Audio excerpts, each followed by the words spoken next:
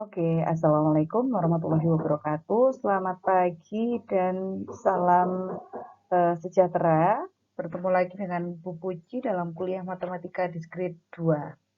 Ya, hari ini kita memasuki minggu ke-6 perkuliahan dan kita akan melanjutkan materi terakhir dari masalah discrete probability.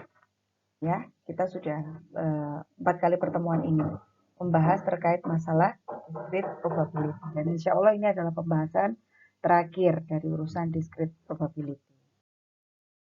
Baiklah, langsung saja saya akan menjelaskan tentang teorema Bayes. Ya, saya rasa semuanya mungkin sudah pernah mendengar ya tentang teorema ini. Langsung saja ke contoh. Misalkan pada contoh 6 ini kita tuliskan ya. Misalkan kita memiliki dua buah box atau kotak. Kotak yang pertama berisi 2 buah bola hijau dan 7 buah bola merah. Kotak yang pertama. Kemudian kotak yang kedua, dia terdiri dari 4 bola hijau dan 3 bola merah. Sehingga kotak yang pertama isinya ada 9, kotak yang kedua isinya ada 7. Nah, Bob akan memilih bola tersebut dengan pertama kali memilih satu dari dua kotak tersebut secara random. Jadi dari dua kotak tersebut, Bob mengambil salah satu. Tapi acak aja, dia udah nggak lihat dia box 1 atau box 2. Jadi langsung ngambil di box 1, juga langsung ngambil di box 2. Ya. He then select one of the ball in this box at random. Jadi intinya pokoknya di setiap box dia ngambil salah satu bola aja secara acak dengan tutup mata. Jika Bob telah memilih yang dipilih Bob itu ternyata sebuah bola merah, berapakah probabilitas atau berapakah peluang bahwa dia telah memilih bola dari box yang pertama? Seperti itu pertanyaannya. Baiklah, langsung saja kita jawab untuk kasus pada example 6. Pertama, kita akan memisalkan E itu sebagai deskripsi sebagai event pertama ya, atau kegiatan pertama, yaitu event atau kegiatan ketika Bob memilih bola merah. Gitu. Dan E komplement adalah event saat Bob memilih bola hijau. Artinya ketika peluang kejadian bola merah ditambahkan dengan peluang kejadian bola hijau, pengambilannya jika dijumlahkan adalah 1. Seperti itu. Kemudian untuk kejadian yang kedua, kita misalkan sebagai F. F adalah event saat Bob memilih sebuah bola dari kotak pertama, dari first box. Sedangkan F komplement adalah event atau kejadian saat Bob memilih sebuah bola dari kotak kedua. Komplemennya, kebalikannya. Ketika dijumlahkan, peluangnya adalah 1. Nah, sekarang kita akan mencari nilai P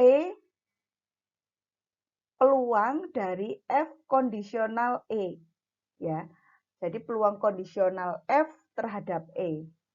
Yaitu peluang bahwa bola yang Bob pilih terambil dari kotak yang pertama. Ya, yang pertama kita tuliskan peluang bahwa bola yang Bob ambil terambilnya itu tadi dari box yang pertama.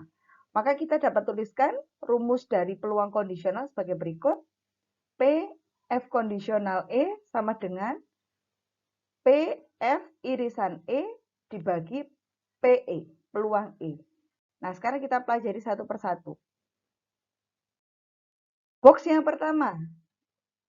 Tadi box yang pertama disampaikan ada 2 bola hijau dan ada 7 bola merah. Berarti peluang bola hijau ada 2/9 Sedangkan peluang bola merah adalah 7/9.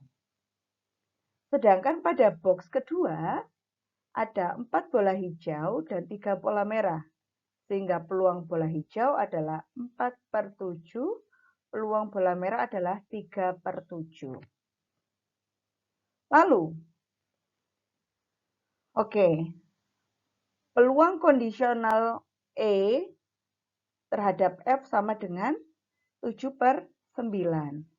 Peluang kondisional E terhadap F komplement /adalah 3/7. Itu yang merah ya. Sedangkan peluang F sama dengan peluang F komplement yaitu 1/2. Jadi peluang terambil di box 1 itu adalah setengah. Peluang terambil dari box kedua itu adalah setengah. Lalu kita kalikan ya. Kita kembalikan ke rumusnya bahwa peluang E kondisional F sama dengan peluang E irisan F dibagi peluang F. Sehingga untuk mencari peluang E irisan F, kita tinggal mengalihkan keduanya. Yaitu 7/9 dikalikan setengah. Yaitu 7/18. Begitu juga untuk peluang terambil pada box kedua. Ya, sama dengan, bisa kita lihat di sini. Ya, peluang E irisan F komplement, yaitu tinggal dikalikan keduanya. 3/7 dikalikan setengah, yaitu 3/14. Silakan nanti jika ada yang kurang paham, bisa ditanya. Ya, sehingga ini ya kita lanjutkan ya. Karena tadi peluang E irisan F adalah 7/18, sedangkan peluang E irisan F bar adalah 3/14, maka E dapat dicari dengan rumus sebagai berikut. Ya. E irisan F digabung E irisan F komplement. Yaitu sama dengan 7/18 ditambah 3/14. Kita samakan penyebutnya sehingga hasilnya adalah kurang lebih seperti ini. 38/63. Sedangkan peluang F kondisional E kita langsung sesuaikan. Ini yang kita cari ya.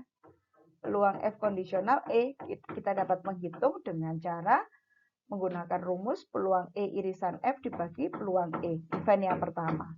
Kita tinggal masukkan peluang E-nya sudah ketemu, peluang E irisan F-nya tadi juga sudah ketemu, ya 7/18. Maka kurang lebih saat peluang F kondisional E hasilnya adalah 49/476. Atau ketika kita menggunakan kalkulator kita hitung 0,645. Adalah solusi penyelesaian pada kasus pengambilan bola dalam box tersebut. Jika ada yang ditanyakan, boleh ditanyakan ya pada sesi tanya jawab nanti. Nah, di sini saya akan sampaikan akhirnya bunyi dari teorema Bayes atau Bayes theorem. Suppose misalkan bahwa E dan F adalah event dari sebuah sampel space ya S di mana peluang dari E nggak boleh 0 dan peluang dari F nggak boleh 0, maka kita akan berlaku rumus seperti berikut teorema Bayes.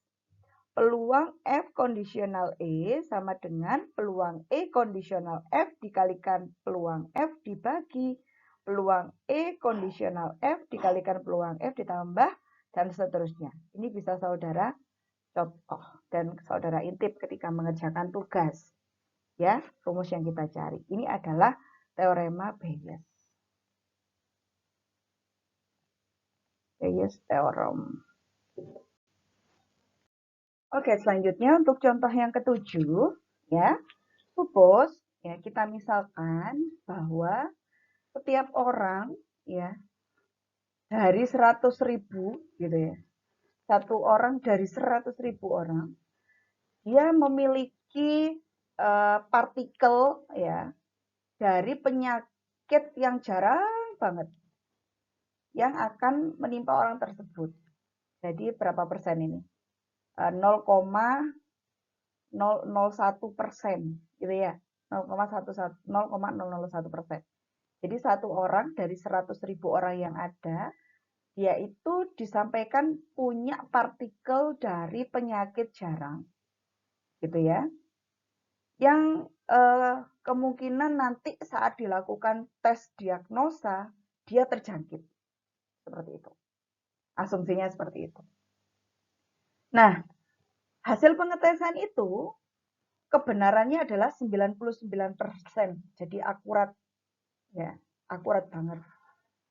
Pada satu waktu ketika diberikan pada orang-orang yang terpilih secara acak. Jadi kita ngambil beberapa orang secara acak, dari 100.000 ternyata ada satu yang positif, terkena penyakit berbahaya atau penyakit yang juaran banget, gitu ya.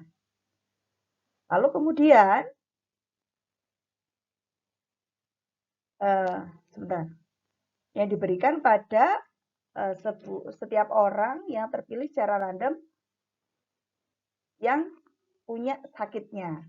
Dan hasilnya ternyata kebenarannya adalah 99,5%. Ya.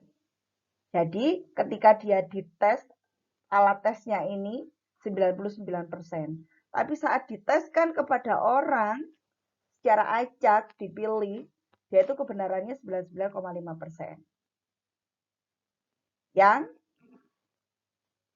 itu ketika dilakukan pengecekan secara acak pada orang yang nggak kena disease-nya. Jadi yang 99% tadi yang terpilih untuk orang yang kena disease-nya atau terjangkit, dan 99,5% ini ketika kita cekkan kepada orang secara acak yang tidak kena penyakitnya. Jadi selisihnya adalah 0,5%. Nah, di sini kita akan menghitung beberapa hal.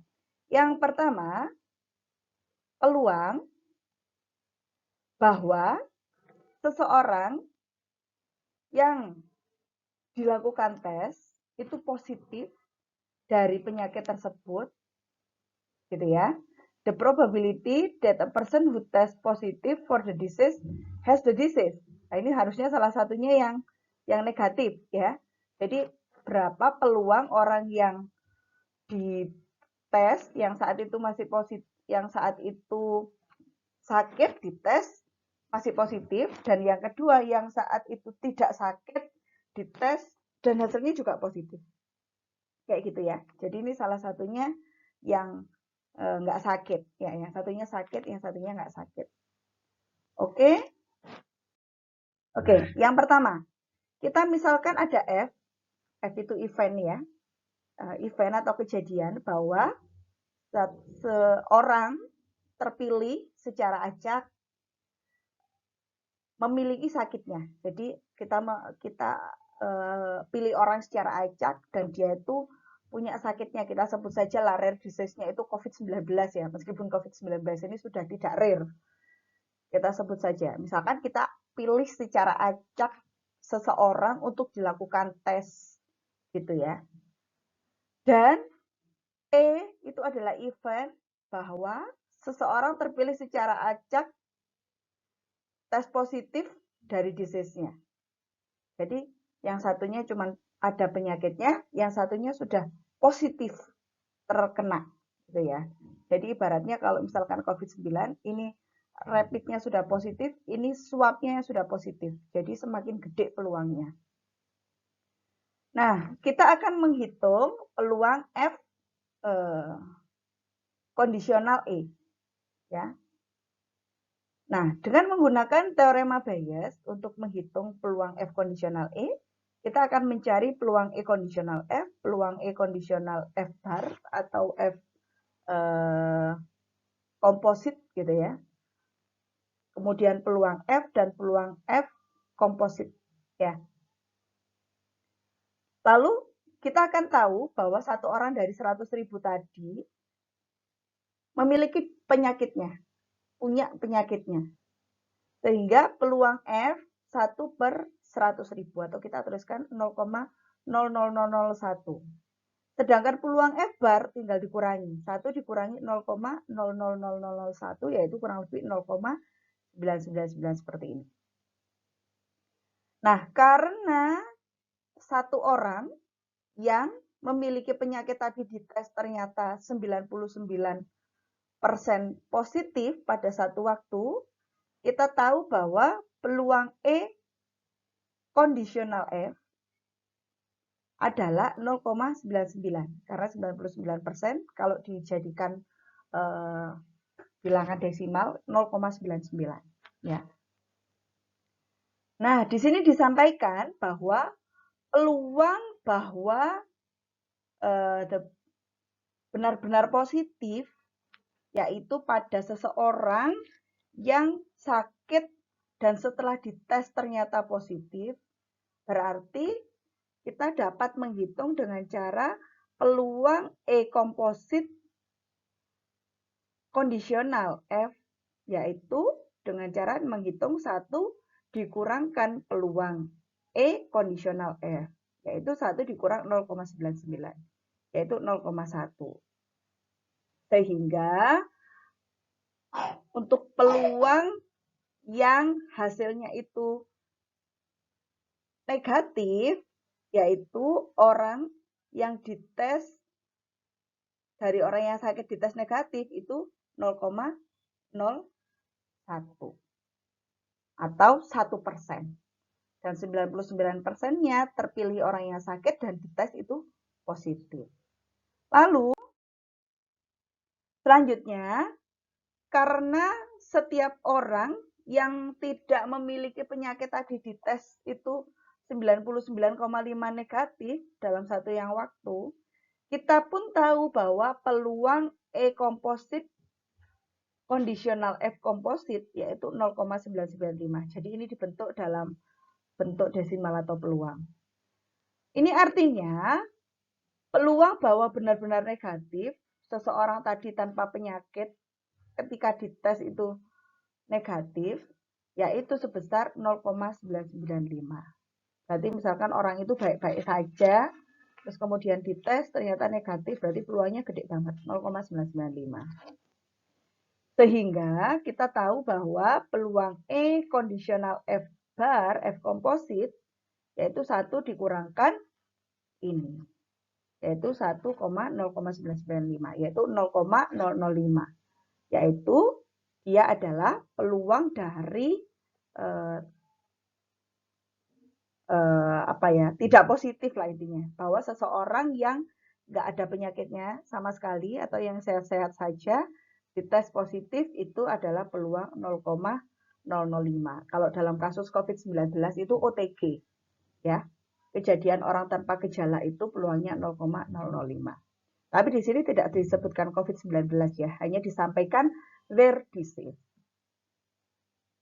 Maka peluang bahwa seseorang yang dites positif dari sakit saat dia itu terkena penyakit, misalkan dia demam-demam, dites ternyata positif, yaitu peluang PF kondisional E yang akan dihitung dengan menggunakan teorema Bayes berikut. Tinggal dimasukkan aja poin-poinnya. Kurang lebih hasilnya adalah 0,002. Oke, cukup menarik ya latihan soalnya. Jadi kurang lebih nanti ketika kita UTS ya soalnya seperti itu ya. Mungkin kasusnya saya geser pada kasus yang lain. Tapi paling tidak saudara sudah bisa mengartikan bahasa tulisan ya, bahasa studi kasus ke bentuk matematika. Seperti itu. Kemudian dihitung dengan menggunakan teorema Bayes. Oke. Nah, itu tadi pertanyaan yang pertama ya. Pertanyaan kedua itu peluang bahwa seseorang yang dites negatif dari penyakit yang dia itu tidak punya penyakit. Jadi dari orang yang sehat-sehat dites negatif itu dapat dihitung juga dengan menggunakan teorema Bayes. Hasilnya itu seperti ini. Kalau kita ngambil tes sehat, orang-orang sehat kita tes apakah dia COVID atau tidak gitu ya misalkan. Ternyata peluangnya 0,999 dia itu hasilnya negatif. Oke? Sehingga jadi dikatakan seseorang yang hasilnya negatif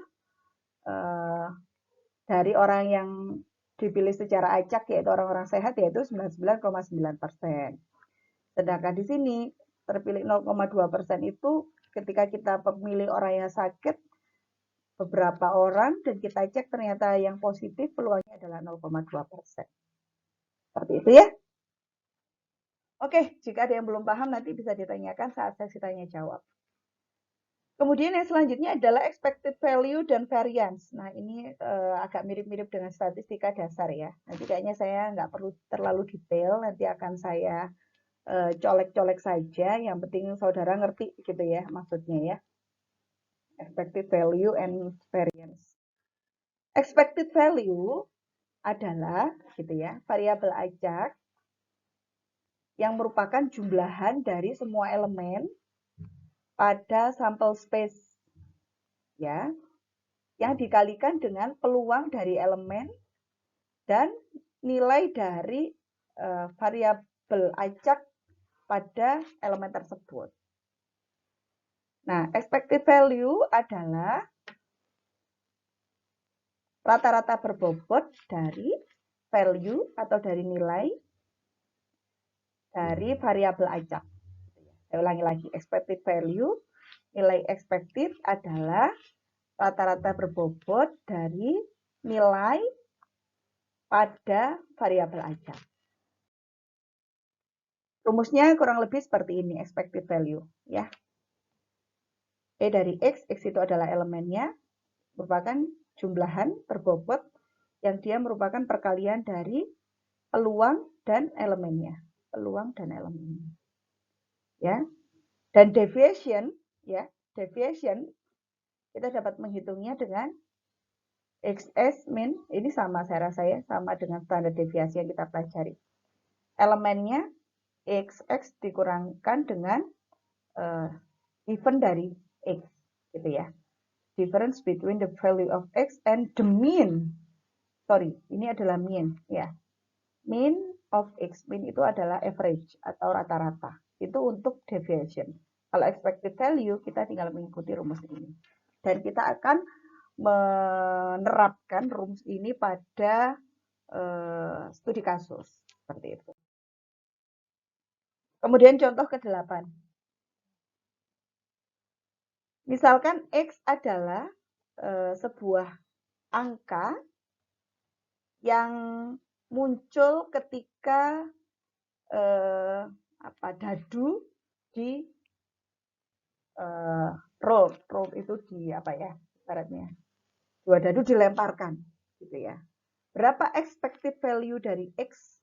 Oke, kita akan melihat kalau misalkan dadu, a fair die, dadu berarti satu buah dadu, itu elemennya berapa aja? 1, 2, 3, 4, 5, 6. Lah masing-masing ini peluangnya berapa? 1/6. Karena masing-masing dibagi 6 sisi dadunya. Artinya EX ya atau minnya adalah kita kalikan masing-masing seperti yang tadi saya sampaikan di awal, peluangnya dikalikan elemennya. Peluangnya 1/6 dikalikan 1. Peluangnya 1/6 kalikan 2 dan seterusnya. Kurang lebih hasilnya 21/6. Kita sederhanakan dibagi 3 adalah 7/2. Lalu kemudian sudah selesai ya, ditanyakan cuma itu saja ya. Contoh yang ke-9, example 9. Sebuah koin itu dilemparkan juga, is flips 3 kali, dilemparkan sebanyak 3 kali. Lalu kita akan memisalkan S sebagai sample space dari 8 kemungkinan luaran, dan kita misalkan X adalah random variable yang memunculkan luaran jumlah kepala, berapa banyak kepala yang muncul gitu ya. Lalu kemudian kita hitung what is the expected value of X ya gitu. Nah, karena coin fair and flips itu adalah independen yang sudah kita jelaskan di awal, maka peluang dari masing-masing munculnya adalah 1/8. Kenapa? Karena masing-masing koin itu kan 2 poinnya. Ada H dan T. head and tails. Karena dia di flip 3 kali, berarti dipangkatkan 3, berarti 8. Peluang masing-masing 1 dibagi 8. Sehingga peluang dikalikan setiap elemennya. Elemennya yang 3 kali kita sudah pernah mempelajari ya. HHH, HHT, HTH, dan seterusnya. Ya. Dan masing-masing peluangnya kita juga sudah mempelajari. Ya. Nah, karena di sini kita sampaikan bahwa dia luarannya akan berfokus of heads in this outcome. Berarti kita fokus pada jumlah heads ya. Ya, berarti kalau muncul hanya 3 kali berarti elemennya 3, hanya 2 kali elemennya 2, dan seterusnya. Saat hanya tidak muncul sama sekali, maka elemennya adalah 0. Lalu kita jumlahkan dia, lalu kita kalikan 18. Hasilnya adalah 12 per 8. Kita sederhanakan, dibagi 4, jadi 3 per 2. Seperti itu. Expected value, expected value dari X. Lalu, teorema 2, dia menyampaikan bahwa jika X adalah random variable dan P adalah seperti ini, ya, peluang dari X sama dengan R sehingga peluang X sama dengan R mengikuti rumus berikut, maka expected value-nya adalah dapat kita hitung seperti ini. Ya, ini juga rumus yang lain. Dan sedangkan teorema ketiga, dia menyampaikan bahwa expected number of success, ya, nilai expected dari sukses ketika N mutually independent Bernoulli trials are performed. Jadi kita akan mencoba percobaan Bernoulli secara independen. Lalu di mana P adalah peluang sukses untuk masing-masing percobaan, hasilnya adalah tinggal dikalikan. N itu berapa banyak percobaannya, P itu peluangnya. Jadi berapa banyak dikalikan peluangnya. Terasa tidak susah. Lalu kemudian setelah kita belajar expected value, kita akan belajar variance. Variance ini sudah kita pelajari juga di statistika dasar. Kita akan ulang aja dalam bentuk dalam permasalahan matematika diskrit sedikit ya. Kita misalkan X adalah variabel acak pada sampel space S. The variance of X dinyatakan dengan P besar X mengikuti rumus berikut. Saya rasa sama persis ya. Variansnya sama dengan X dikurangkan min dikalikan peluang S. Tapi di sini ada kaitannya dengan peluang ya. Bahwa varian X adalah rata-rata berbobot yang dikuadratkan dari deviasi ya. Sama persis ya. Bahwa varians itu yang di statistika kita misalkan sebagai sigma kuadrat, dia merupakan kuadrat dari standar deviasi. Ini adalah standar deviasi. Sehingga standar deviasinya dapat dikatakan bahwa dia adalah akar dari varians. Sepakat ya? Saya rasa ya. Dan teorema 4 menyampaikan bahwa jika X adalah variabel acak dari sampel space S, maka berlaku varian X sama dengan E. Expected value. X kuadrat dikurangkan expected value. X dikuadratkan. Ya, yang ini adalah X-nya dikuadratkan. Kalau ini X-nya yang dikuadratkan. Ini juga bisa saudara simpan. Isi teoremanya bisa dimanfaatkan dalam menyelesaikan permasalahan yang ada. Oke, saya rasa cukup.